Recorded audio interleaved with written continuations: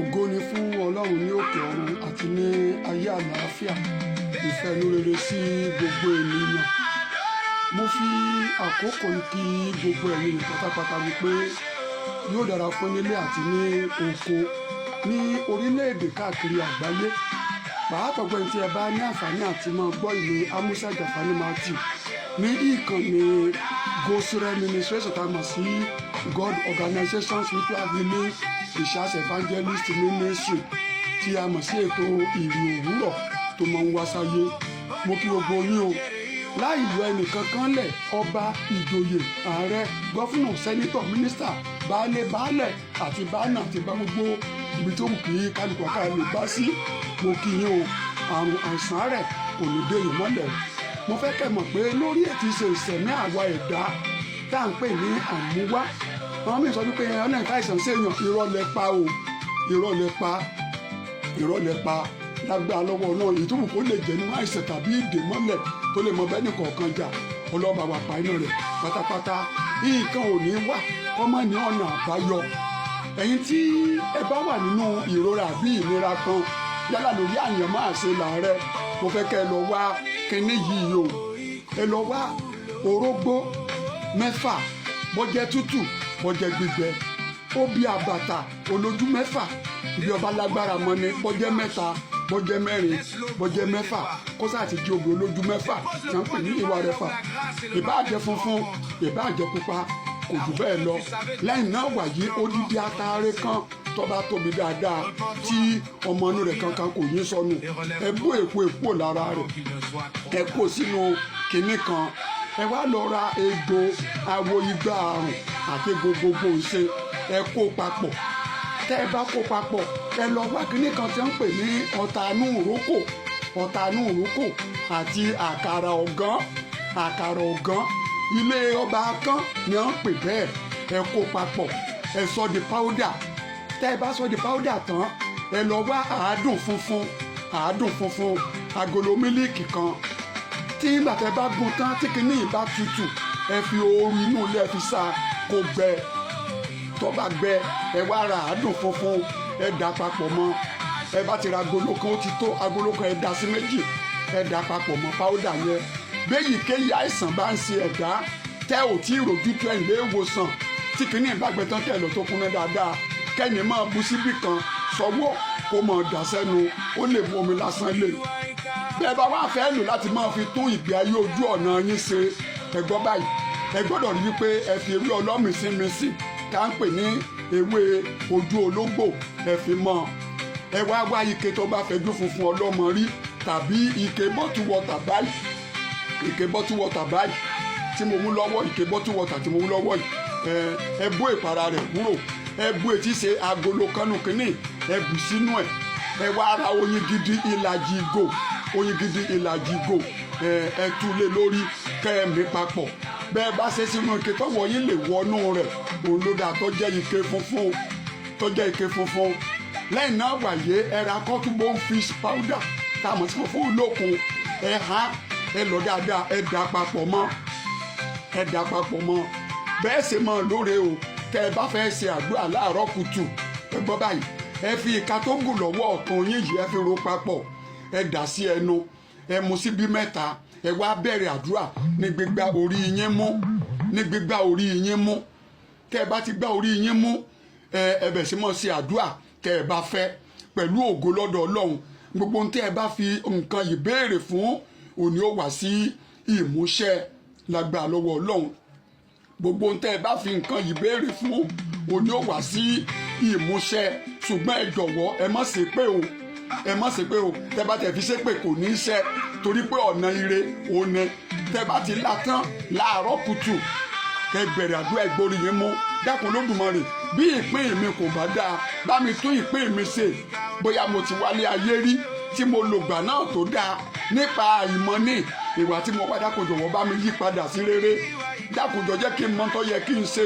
A kì í sáfẹ́ dídùn òkú láwùjọ oyin. Orógbó ò ní fìkorò tiẹ̀ lẹ̀, ayé béèrè rẹ̀ o. Ìran olórìṣà kan wọn kì í kórìíra obì wa rẹ̀ fa, mọ̀jà yóò kórìíra mi. Nítorí pé kò sí bó ti wò rí, funfun olókun kò lè ṣe kọ́ máa yẹ ẹ̀kọ́ tó bá kò lè ṣe kọ́ máa yẹ tiẹ̀ tá a mọ̀ sí dàgbà omi. kò lè ṣe kọ́ máa yẹ ní tiẹ̀ kó dọ́mọ̀ jẹ́mi náà ò nípa rere nínú ayé mi ọgbọ́n báyìí wákàtí ṣe Psalm 29 kọ́ ọ kà á láti lè kí gbólóhùn àṣẹ kó lè dúró dáadáa torí pé ó ní títayọ ó ní ẹ̀mí títayọ ń bẹ lára Dáníẹ́lì níwájú ta ni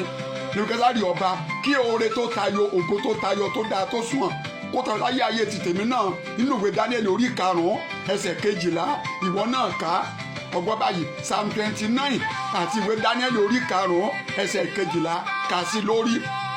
ọba ti lálẹ́ tó o tún fẹ́ sùn tó o wẹ̀ tán tó bọ́ síbẹ̀ tó rò papọ̀ tó lálẹ́ mẹ́ta tàbí kọ́ ọ máa fi sí bíbù mu àmọ́ ìka rẹ òun ló dẹ̀ tó pé àtẹ́lẹwọ́ ẹni wọ́n ní kì í tán ní jẹ mo wá fọlọ́dùmarè bẹ̀ ọ́ bọ́ ọba ti ń lo ohun tó pẹ̀ lọ́dọ̀ èmi àjà yóò kí ló kọjá àjùpọ̀n òbómi oṣù wẹ́dà dákun jọ̀wọ́ má kẹ́gàn ẹnìkan kan mọ́ má kẹ́gàn ẹnìkan kan gbogbo ẹ̀sìn kìíní kejì tá a mọ̀ sí ọ́tọ́dọ́ọ̀sì wọ́n bá àbáláyé láyé ni o ọlọ́run pa wọ́n rẹ́ o ọlọ́run bó ṣe ṣe nǹkan rẹ̀ Jésù náà ti dé ó ní kó kálukú àláàyè rẹ̀ ẹ fún kálukú sílẹ̀ ṣùgbọ́n ìfẹ́ ni kẹlò láàrin ara yín ẹ má kórè ẹnìkan kan o èmi mọ sọ bẹ́ẹ̀ fún mi àwọn sàjẹ́ fún Matthew tó o bá ń dún kẹ́yìn tó o fi ń wá ire dandan ni kó dára fún ọ o gbọ́ bẹ́ẹ̀ yẹn egbò awo gba àrùn àti gbogbogbò ṣe wá obì ìwà rẹ̀ fọlójú 6 tipa rẹ̀ bá ká bọ́jẹ́ 3 àmọ́ jẹ́ kó pé 6 sí 7 orógbó 6 tàbí 7 odidi atare kan tó bá gbó ní ọmọ rẹ̀ lọ papọ̀ ọgbọ́n bẹ́ẹ̀ yẹn pẹ̀lú cotton fish tó bá lọ tó bá tutù sàkó gbẹ wọ́n á lọ ra etí ṣe àádùn funfun bọ́ọ̀ bá rí bí wọ́n ṣe àádùn funfun bá mi sọ lórí aago mi lórí WhatsApp mi máa kọ́ bí wọ́n ṣe àádùn epo méjì ní funfun wà tó jẹ́ powder èyí tí wọ́n fi epo ogun ṣe ó wà tó jẹ́ pupa kí mo ní kó lò ọgbọ́n bẹ́ẹ̀ yẹn kó bá a lè rọrùn torí pé fẹ́ máa fi wá ire àti ìtúsílẹ̀ kó nínú ìdè ìpọ́njú ìṣẹ́ òṣì àmúbọ́ àkàntì àlèbáfà tó ní lóòótọ́ wọn ní àdúrà nígbà kì í ṣe agbára gbogbo ẹ̀ náà kọ́ ni àdúrà o gbégbò bá wọn tó ọba fóògùn ṣe irọ́ lọ pa o tẹ́bí bá ń pọ́n tó ọba jẹun irọ́ ló pa ògbẹ́ ń gbé òmùmí irọ́ ló pa òru ọ̀gbátẹ́gùn òbomi sára irọ́ ló pa o ò lè pọ́ lọ sóde kó o rìn wò lọ sóde o kò ṣeé ṣe ìgbẹ́ ń gbọ̀n ò yàgbẹ́ àdúrà ọ̀ka o ọlọ́njẹ́ ìwọ̀n jọ́bọ̀ ọ̀run yípa àdúrà tàwẹ̀ kò ká o ìwọ ni kó o gbó ìṣe rẹ ọlọ́run ò sọ pé kó o lẹ́mìí kúkúrú ṣèrà sáré níwọ̀nba àdàsàpàjúdé nítorí owó ẹ jẹ́ kó dínkù kẹ́ ẹ gbàdúrà àlàáfíà láti fi lo ọrọ̀ ọláwó tó lóun fi fún yín ẹ kú onídìí ìbàjẹ́ ẹ kú òǹdí ẹ̀gàn ẹ kú òǹdí kẹta ẹ kú òǹdí rìkísí ọ̀nà tọ́lọ́run lèmi ń sọ yìí o mi ìwà kẹ́gẹ́ nìkan kan lóde ayé ibi mo ti ẹ̀tọ́ ti gbé sẹ́sìn ẹni tó mú ìjọ náà wá kò ń kẹ́gẹ́ ẹlẹ́sìn kankan o ìyẹn ò sọ́fà kò kẹ́gẹ́ ẹlẹ́sìn kankan o ó ń gbàdúrà gbogbo ẹlẹ́sìn pátápátá àti fún àgbáyé àti fún orílẹ̀-èdè ẹ jẹ́ ká bá a ní ibi ire tẹ́ ẹ bá pa nǹkan ìpapò tán ẹ sọ di powder pẹ̀lú àkàrà inú ọ̀gán àtọ̀tánú òrókò fáwọn tí wọ́n wá ní dùbúlẹ̀ àìsàn tipẹ́tipẹ́ tí wọn ò tí ì rí ojútùú rẹ̀ ẹ gbọ́ báyìí tí wọ́n bá ṣe nǹkan tí wọ́n bá ń la tí wọ́n bá fi gbàdúrà pẹ̀lú ògo lọ́dọ̀ Ọlọ́run wọn ò rò ojútùú àìsàn náà àti nǹkan tó yẹ kí wọ́n ó ṣe sí wọn ò rọ̀ náà àbáyọ ó ṣeé ṣe gan kó jẹ́ pẹ́ lómi gan bóyá ń bọ̀ bá lò gan nìgbèdìde máa dé bá toro ti ní egbò owó nínú egbò kínní nínú agbogbo àrùn àti gbogbogbò ṣe ẹtún àlèfitẹwé tegbò túdè ẹfì fún pẹ̀lú àmọ́ fẹ́ fi béèrè àdúrà fún ètí sí ojú ọ̀nà destiny ayé yín kó bọ́ sí tẹ̀ ń fẹ́ ẹfì ewé abúlọ́sì ẹfì sí tàmù sí ewé ojú ológbò ewé mísìmísì náà ń pè bẹ́ẹ̀ ẹfì sí kó pọ̀ kó bá tutù ẹ̀sà kó gbẹ kẹ́ tó dà á dùn mọ́ kẹ́ tó fi kọ́tùbọ̀ fi powder kẹ́ tó fi mọ́ ẹ bu díẹ̀ sínú ike tó lọ́mọ rí ẹ tú oyin sí ẹ mọ̀ ọ́rùn papọ̀ ẹ mọ̀ fi ṣe àdúrà ní gbígba orí yín mú láàárọ̀ lọ́sàn-án lálẹ́ dídùn lọ́sàn yóò so lágbára lọ́wọ́ náà ẹ bá ti ṣe bẹ́ẹ̀ láàárọ̀ lálẹ́ láì kẹ́gẹ́rin kankan ònà kí àyípadà sí rere ònà débà yín o gbogbo pátápátá mo gbàdúrà fún yín ẹni tẹ́ ń bẹ lókè òkun tẹ́ ń ṣàánú mi látòrí ètí ṣe àlágà Adémi Foundation kìkì 146 ọ̀nkọ àkọ́bí Jésù pé pátápátá mo kí yín o ìyàlá jẹ́sípáyọ̀m mo kí yín o Ọláyẹmí mo kí gbogbo yín ní ṣíṣe o àrùn àìsàn rẹ̀ ní fi lògbà o èmi àbúrò yín ọ̀rẹ́ náà ni o Amusa Jafani Matthew atọ́kùn ìdòwúrọ̀ ní Gosira Administration tẹ́ ẹ bá fẹ́ ìbéèrè lórí nǹkan tí mo sọ yìí 070 8299 29 83 070 8299 29 83 yóò dára fún gbogbo wa o ire o.